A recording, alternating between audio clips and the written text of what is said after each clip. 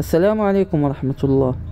اليوم عندنا اسم رائع في غاية الجمال، وهو اسم الله الهادي. فتمعنوا معي، ربما الصوت يكون منخفضا قليلا، لكن تمعنوا. الآية: وإن الله الهادي الذين آمنوا إلى صراط مستقيم. يهدي الذين آمنوا إلى صراط مستقيم.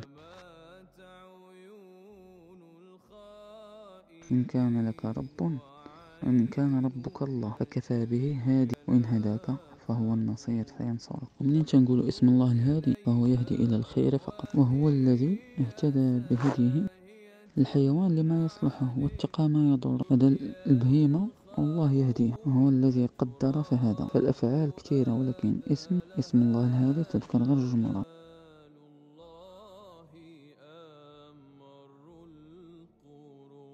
يعني راه كل شيء مهيئ ومهدي للمصلحة ديالك، إلا اللي مشد رجليه لبلاصة أخرى، واللي مشد رجليه لبلاصة أخرى راه كأنه يبدا رجليه مثلا البطالة، البلية، ولا مريح في التليفون. هذا راه ما دارش، ما طبقش داكشي اللي داه ليه الله. هداه الله لواحد الحوايج اخرين هو ما مشاش دارهم. جالس في الدار ما ينوض يتريني، ما ياكل مزيان، ما يدير حتى حاجه مزيان. هذا راه هداه الله، هو ما تبعهاش الهدى. وكاين الهدى الخاص والذي يهدي به الذين آمنوا، وراه الحلال والحرام، وراه أصول الدين، وراه الصراط المستقيم. وصلوا ليه، صيفط له الرسل، صيفط له اللي حضروا، صيفط لهم المؤمنين.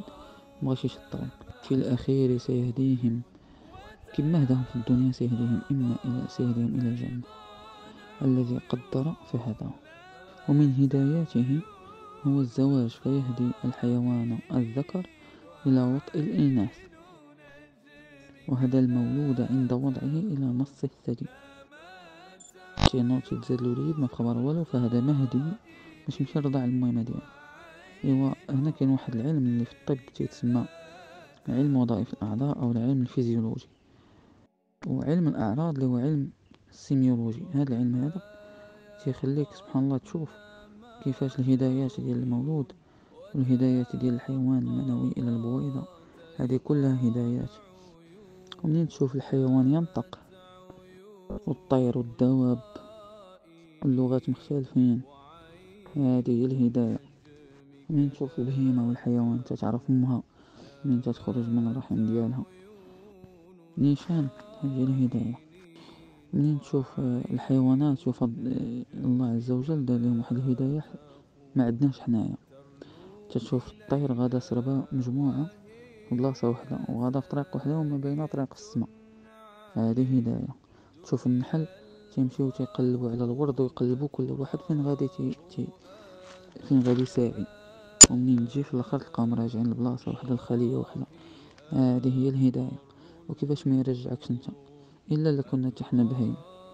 والنمل شو كيفاش كان تيمشي مجموع، كل واحد يقلب على طريق، في الاخر تيجيو يلقاو بلاصة وحدة ويرجعوا لطريق وحدة. وهذه هي الهداية. فسبحان الله الهادي. شو النفس كيفاش يوم القيامة شو تقول؟ أن تقول نفس يا حسرة على ما فرطت في جنب الله وإن كنت لمن الساخرين، أو تقول لو أن الله هداني لكنت من المتقين. شو الله قال لك؟ والذين كذبوا بآياتنا ما لهم صم وبكم في الظلمات. شوف، وخا يكون في النور هو في ظلمات، وخا يكون في الضوء. شو من يشاء الله يضلل الهدي بينه. شوف عوض يقولوا من يشاء يهده، قال لك ومن يشاء يجعله على صراط مستقيم.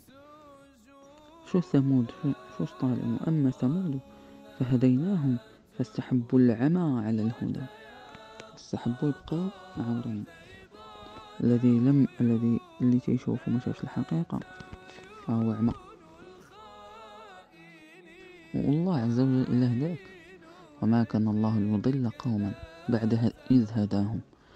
إيوا فوقاش الاستثناء غادي يكون يهديك الله وما راه يضل، حتى يبين لهم ما يتقون، حتى يبين لك ما تتقي، وعاد يضلك لما تشديش الطريق. وشو المصيبة؟ أفمن زين له سوء عمله فرآه حسنا فإن الله يضل من يشاء ويهدي من يشاء، فلا تذهب نفسك عليهم حسرات. فالهداية هنا هي هداية الإرشاد، وهداية الثالثة هي هداية التوفيق. وها علاش الله شو الحكم ديالو، شو التدبيرات ديالو. زرع لك هاد الدعاء هذا، استغفر الله العظيم، دار لك هاد الدعاء هذا فرضو عليك 17 مرة تدعي به. وهكا خصنا نديرو في الأدعية الآخرين. جعل لك ولدا منهم. يوم ديما تقول اهدنا إلى، ما تنقولش اهدنا إلى الصراط، تنقول اهدنا الصراط، يعني ادينا ليه واعطيه لينا. الحمد لله الذي هدانا لهذا وما كنا لنهتدي لولا أن هدانا الله. احنا على هداية الجنة والنار. هذه هداية الجنة. شو هداية النار؟ احشروا الذين ظلموا أزواجهم وما كانوا يعبدون من دون الله فاهدوهم إلى صراط الجحيم. كاين صراط المستقيم وصراط الجحيم. اعلم أيها الفقير إلى الله أنك فقير إلى الهادي.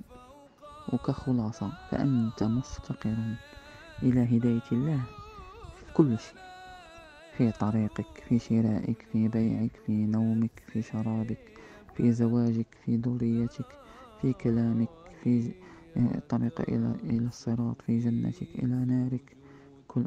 أنت تحتاج إلى الهادي أن يهديك، فاسأله أن يهديك سبل السلام. فكاين الناس اللي غادي تلقاه أنه يحتاج إلى الهداية في كل ما يأتيه، وكاين الناس اللي غادي تكون عنده هداية في شي حاجة وشي حاجة لا. وكاين الناس اللي غيكون تهدى الأصل ديالها، يعني البداية ديالها، ولكن ما كملهاش. كاين اللي تهدى للبر أعطاه الله الوالدين وما مهلاش فيهم، هذا أعطاه الله الأصل وما عطاش التفاصيل. وكاين اللي أعطاه الله حاجة وما عطاش حوايج أخرين، فهذا محتاج أنه يتهدى في تمام الهداية باش يزيدو هدى. وكاين اللي خصو يتهدى داكشي اللي جايو كاين ما عطاه الله داكشي اللي فات. وكاين اللي خصو يتهدى في امور باقي ما ضبطهاش في العقيده ديالو وما في خباروش. وكاين شي حوايج خصو يتهدى فيهم لان باقي شي طاعات ما دارهمش وشي معصيه خصو يحيدهم. وهاد الصفه هي اللي ما كانش عند المغضوب عليهم والضالين انصاروا ليهم.